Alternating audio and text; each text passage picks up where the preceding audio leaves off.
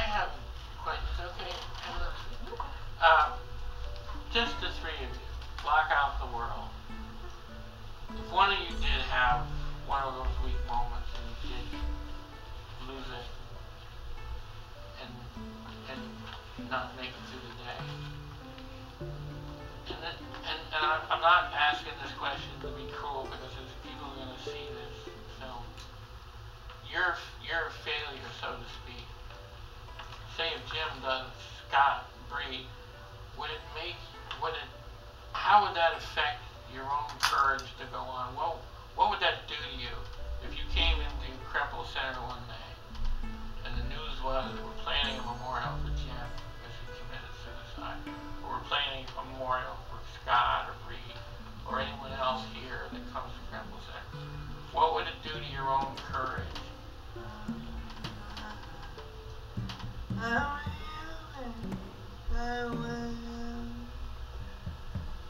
Say that, Bree, that was good.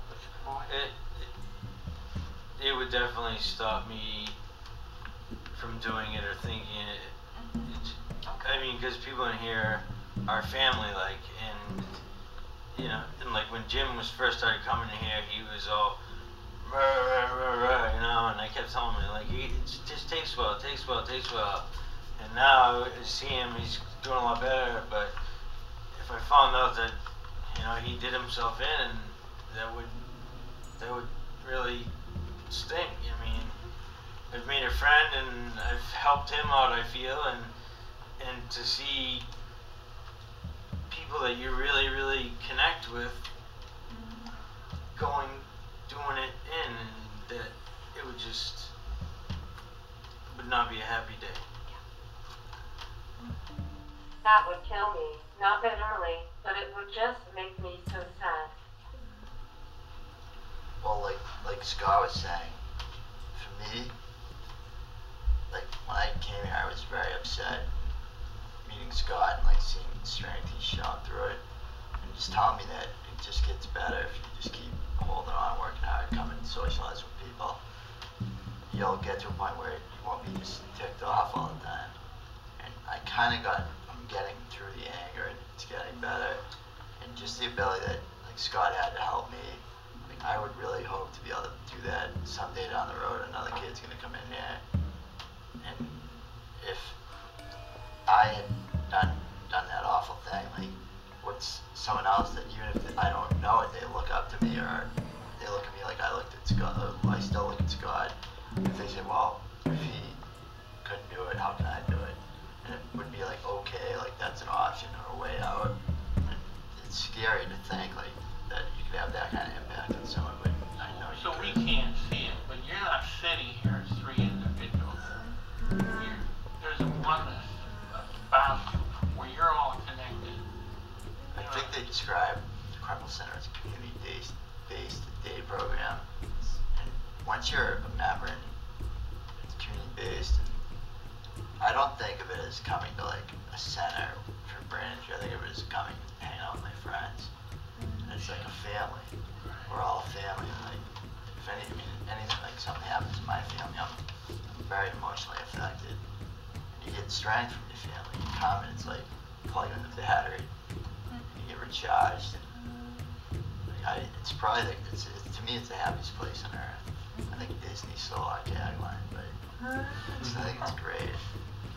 It's amazing to be able to see people in here that are so much worse than I am, that can actually smile, try to shake your hand or something, and you just go, wow, you know, how can they live like that and still smile and go through every day?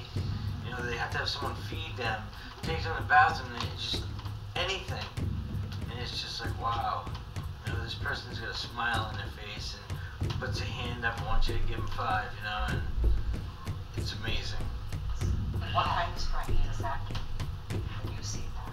You get so much strength from the members. Like I remember one of the first people I met was Bree, and I asked her like about her injury, and she was telling me about the drunk driver, and then like, right after, I immediately get all defensive, not to her, but in my head, I'm like, wow, she's gonna hate me. And she asked me like, what happened to me? And I even told her, like, sure you know. I said, yeah, I was drinking and driving. said that, she gave me a hug, and I'm like, how can I be so pissed off at myself and not forgive myself? But she had no judgment against me the second she met me. So thank you very much. But it's just, that's what this whole place is. We don't judge anyone, we just accept people. And that's why I think there's such a draw to come here. You're immediately accepted, even if you feel like you're isolated, you're in your own little world. You come here and it's like everything opens up your back in the world. You can't underestimate the courage, and I'm gonna keep this as anonymous as possible, but one time a man who used to be very pinnacle of his career, totally respected professional, had everything, could do anything, a number of areas of life, calls me in the bathroom, and he says, Ronnie, can you zip up my fly? And how, when you have to ask somebody to do that for you as a man, you have to ask somebody to zip up your fly, when 5 years ago, you were ruling the world. How do you survive that? Where do you get that courage? And I don't think you can do it alone. You guys are not alone. You guys are like, there's these bonds between you, and the bonds between your mothers and your friends. You're not alone. You're never alone. You don't take life for granted anymore. Everything is every day. You have to live every day, because there's so much out there to be had, and just to waste it and throw it away is just not the way to go. Unfortunately, it's hard to get to that point, but eventually you do. That's a great way to look at it, because it's a whole new perspective now. And what you've learned and where you've come with this, and how you can help others. Because you are just have incredible courage to speak today in this video, and where this is going to go, to train and help people and children. Like I said, if you can save one person, this is worth it. Just the